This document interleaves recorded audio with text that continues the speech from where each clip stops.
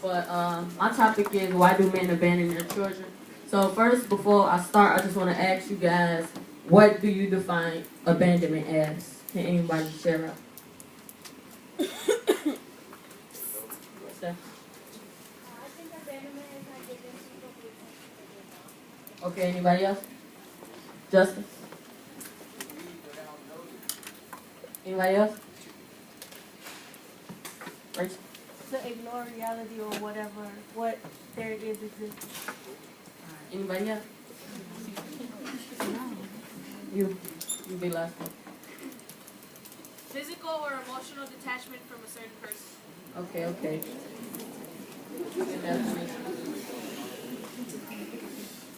All right, one more question. How many of you all live in a two-parent home? Oh, y'all are lucky. All right. If anyone in here live in a single-parent home, raise your hand. Okay, it's a lot of y'all too. All right. Anybody want to share how that made you feel? The parent that's missing. Diane. Well, my dad left last year during spring break. It wasn't like he ain't like me no more. Of course he likes me, but we just had to get out of the house, and it feels weird because I grown up with both two of my parents, and to be 18 and just live with my mom, it's not. I'm not gonna say it's not normal, but it's not normal for me. All right, you can go to the next slide. All right, so can anyone tell what they see in this picture? Amanda? I see you and your mother.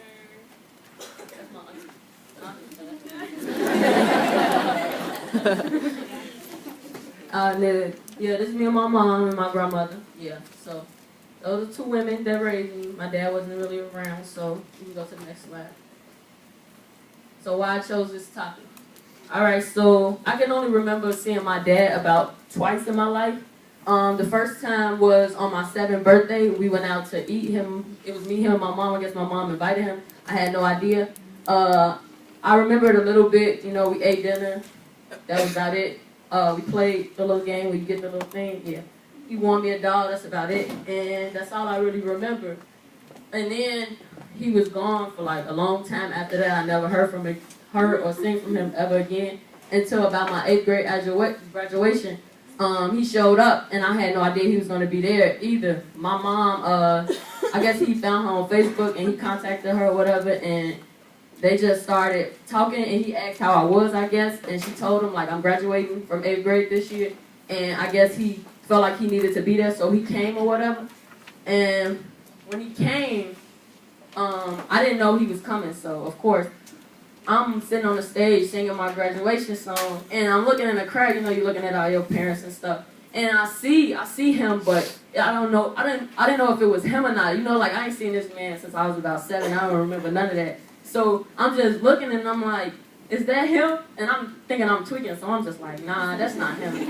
So I just kept on singing, and after the ceremony was over, I walked over to my family, and my mom's like, this is your father, blah, blah, blah. And he has gifts, he got flowers, he got all that. And I can only remember thinking in my head, that's not making up for lost time, where you been? And so after we got done taking pictures and stuff, he asked me, after you done doing what you do with your mom and stuff after graduation, can I come and see you, come over to your house so we can talk? And so a part of me wanted to say no, a part of me wanted to say yes. But I just was like, yeah, come over. And he came over, and we just got to talking about, where he'd been. He told me about my siblings that I had no idea existed. He told me, he's just telling me a lot of stuff, a lot of BS, if I think it was. But I started getting, excited, and I got to telling him, everything about me, because he asked about me. He asked, he doesn't know anything about me, so he asked. So I told him, I play basketball, this and that. I showed him my awards. I showed him the stuff in my basketball room in the backyard. This is where it all happened. This is where it started. And he's like, that's cool or whatever. And then he asked me, he says, I want you to, and he started telling me about my sister. And she's 30, she's older than me. But he seems to that's the only child that he raised. So Well, I think so, cause like she has like she knows him, and he went to her wedding. Like this is how it all started. Let me go back. So he tells me he wants me to meet my sister, so we go over to her house or whatever. And the next day we go over to her house, me and my mom, and I meet my sister, and I meet my little brother too. And I have another brother and like a couple of more siblings I don't really know about, but I met my brother just like last year. Actually, a student from Houston, she went to grammar school with him, and I showed her a picture of him because I found him on my mom found him on Facebook, and she showed me, and she's like, "This is your brother." I told her like, "This is my brother," and I showed her, and she was like, "Oh, I know him. I went to grammar school with him." So I met him through her, and we talked. I got him on Snapchat. We cool or whatever. He's saying he wasn't really in his life either. He came to his graduation too, so I guess it's his tradition. But I haven't seen him since. So basically, he's just never been around. Like I don't know much about him. I don't know what he do. All I know is his name, and it's like I got a lot of other siblings and stuff out here that I don't know about. And it's, that's a really touchy topic to me. Like I always wanted him around, but when I thought about it, like if you don't want to be here, like if you can make a child but you can't help raise it, like you have no respect for me. So that kind of changed my emotions about men and stuff, period. So yeah, you go to the next slide. Oh yeah, that's my dad. One of the few pictures we have. That's my brother, and those are my two sisters. This is the one I met. I never met her before. She met her just a few what's it called, I guess. I'm sorry. Yeah. So I researched it. I'm wondering, like, why do men abandon their children? So I found these to be the leading factors: teen pregnancy, children born out of wedlock, and unprotected sex. So yeah, when a lot of teens get you go to the next slide. So when a lot of teens get pregnant and stuff, they're young and their partner is relatively young too. So what are you gonna do with a child, And he's probably scared, and she is too. But she's having a baby. He's with her. He's stuck on her. And the guy, he can just up and leave whenever he wants. But the girl, she has the obligation to stay. So that was one thing I found. Right here it says about not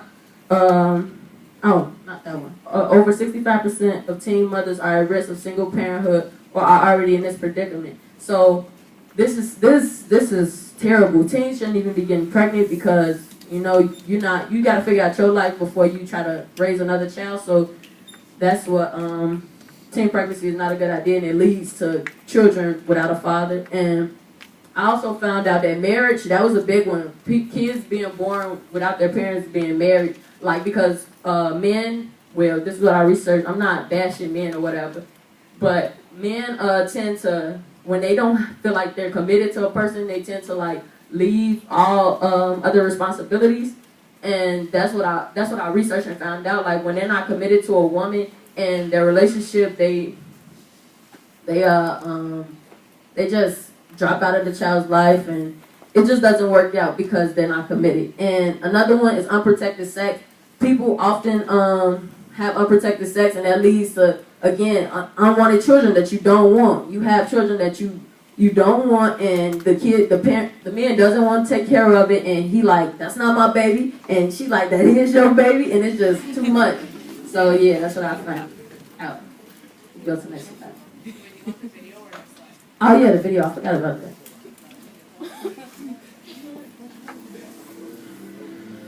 Stop it at 1, 2. Nearly 40% of all children in the United States are born out of wedlock. Nearly 35% of Caucasian children are born out of wedlock. More than half of all Hispanic children in the U.S. are born out of wedlock. More than 70% of all African American children are born out of wedlock.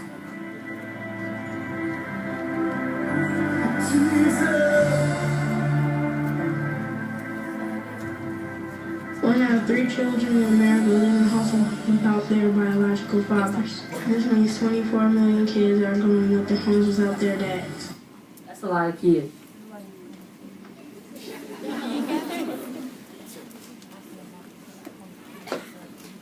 So what does this mean? How does it affect children? All those reasons right there, children grow up without a father. They're more likely to have low self-esteem. Children are more likely to have trouble developing relationships. I have trouble with that sometimes. Children are more likely to have anger issues or suffer from depression. I never suffer from depression, but I get angry a lot. Fatherless children have higher dropout rates compared to kids who live in a two-parent household. I would never drop out. I want to be successful, but some kids, they just don't have that motivation. So what affected me is, like, I don't only know one side of my family. Really, I don't really communicate with my sister after that day. Me and my brother really don't communicate, but I watch his snaps. So, yeah.